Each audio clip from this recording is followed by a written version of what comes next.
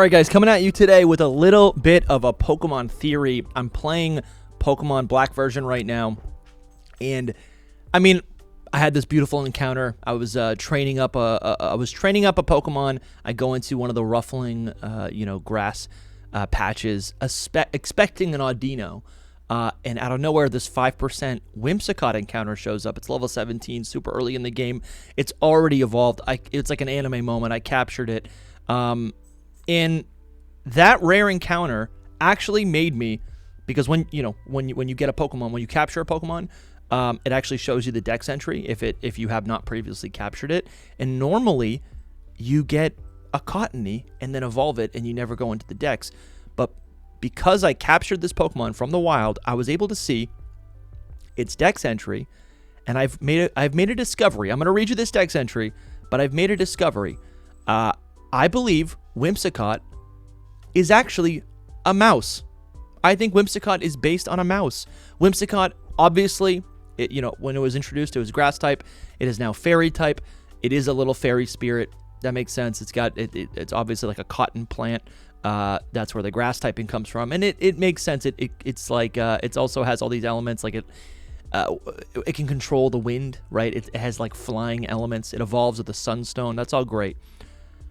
But I think a design inspiration that has completely gone overlooked, and I don't even see this on Bulbapedia, is that this Pokemon is based on a mouse, and I'm going to tell you why.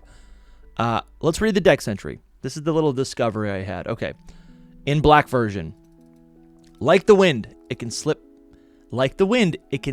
through any gap, no matter how small. It leaves balls of white fluff behind, right? That's obviously like the cotton. Let's read the white dex entry now. Riding whirlwinds, they appear. These Pokemon sneak through gaps into houses and cause all sorts of mischief. Listen, I'm a homeowner. Mice get into little crevices of the house. It's kind of agonizing. Definitely stressed me out because I was like hyper fixating on it, and I'm like, I will solve this problem. But they get everywhere. They literally slip through the most random cracks. And something that I've noticed that mice do is they collect whatever is around. Dog hair, grass, I don't know, feather, literally anything. And they make little nests, right? They make little nests wherever they have been. And this is literally what the dex is saying. These Pokemon sneak through gaps in houses, right? Also very common. Like, I feel like the idea of like I'm pretty sure the idea of like a house fairy really comes from mice being around like a home, right? And you never see the mice, but they'll take things. They'll grab it, they'll move it. You'll never have seen it. Like, there is a long history, a long history of humans living alongside mice, and I feel like a pretty concrete or like a trait of a mouse, like a house mouse, is that they can sneak through any gaps. Like, that feels pretty specific to a mouse, and then causing all sorts of mischief. That's theft. That's like, leaving things all over the place. The white fluff bedding, or like the nesting, leaving that behind. That is identical. But let's take a look at Whimsicott itself, right? Whimsicott has these green like leaves coming out of the giant like cotton ball on its head. I think I've always just seen that as, the green, these vines, I guess you could call them, these buds are green, and I think help convey that it is a grass type, like in the design. But they are all of a sudden, to me, looking like ears. They're looking like mouse ears, just like round little mouse ears. Also, Whimsicott has always had this brown body, and that seemed kind of random. I guess you could say it's like wood, or it's like a stem. But I don't know. I'm looking at it now again, and I'm like, it's a little brown mouse. Like, that fits perfectly. And again, it's a mouse. The way I'm looking at this is it's a little mouse, and it's literally in a little nest that it's created in some sort of crevice. I don't know. No one's ever mentioned this, and I'm seeing the connection. Obviously, if you look at the design, it doesn't actually look like a mouse, but there are some elements here, and I think just based on the, like, literally from the original Dex entries, Pokemon Black and White, these are not like random descriptions, right? It's literally describing what this Pokemon, how this Pokemon would interact in the world. And I don't know, to me this matches a mouse identically. Let's look it up. What characteristics define a mouse? Let's check it out. Google AI, let's check it out. Let's see.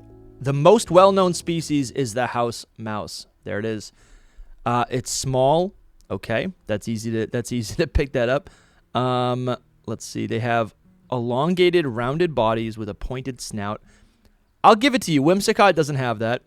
Large, round ears, sparse hair, and then protruding eyes relative to their head size. It does have these pretty cute eyes, but I don't know. Those look like fairy eyes. What I want to get to with this is their activity, right? Most active at night. Okay, there's a little bit of confliction there with Whimsicott evolving with the Sunstone. That conflicts a little bit. And most common around human structures. I guess I'm just looking for something that says it can go anywhere it wants. It burrows. It nests. There it is. Nests made of soft materials. That is something that it does. And then now computer mouse, we're not looking for that. But that would be a pretty cool convergent form. Some sort of computer mouse. That actually sounds kind of hilarious. Listen, I think there is some evidence here. The Dex entry is no joke. I think Pokemon designs are pretty up for interpretation, but having 2/3 of the Dex entry's description match exactly what a common house mouse does, I don't think that's an accident, right? Obviously, this is still like Whimsicott is still based, or at least Cottony is based on like a little fairy spirit. It's based on cotton, right? It blows in the wind, or maybe not even necessarily cotton, but like well, I guess it's not what Jumpluff is. It is based on cotton. So you got a couple elements there, but I do think the animal aspect of this Pokemon, the social aspect of this Pokemon, is 100% based on a common house mouse. And that's kind of nice. That actually makes me like it a lot more, because it's not just a plant. It is, I mean, literally, I guess, again, if I haven't emphasized it, there's so many grass-type Pokemon that are literally just fauna. This grass-type Pokemon is very clearly a mammal. Like, you can see its body. It looks warm-blooded. So, I don't know. You let me know. Subscribe if you're new. And, yeah, subscribe for more Pokemon theories. Thank you.